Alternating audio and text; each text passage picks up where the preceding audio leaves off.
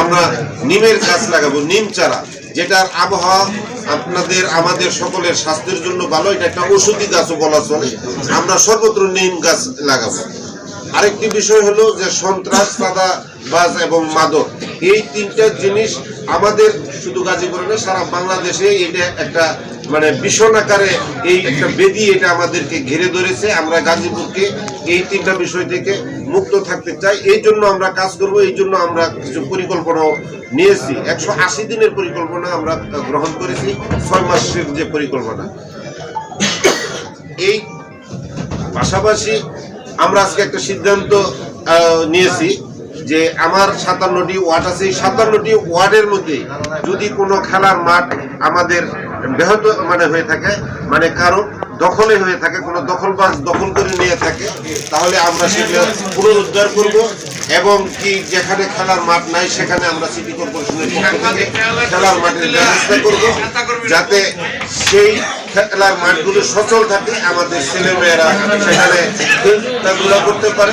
তারা খেলাধুলায় মনোনিবেশ করলে অন্য কোনো অশ্লীল বা আপনার খারাপ প্রযুক্তি তারা জড়াতে পারে না। এই একটা পদক্ষেপ আমরা গ্রহণ করেছি।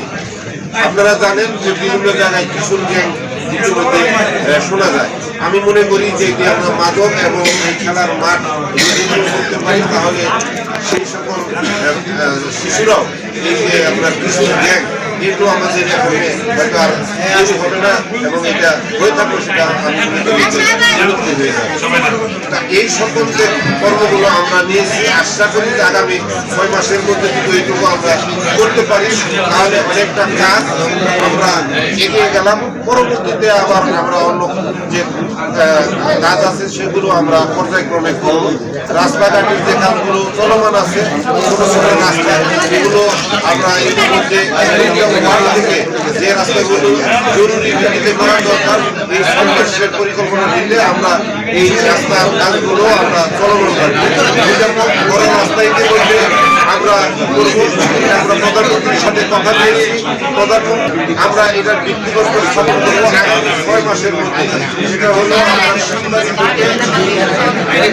জেলা পরিষদে এখানে আপনার ফ্লাইওভার হবে।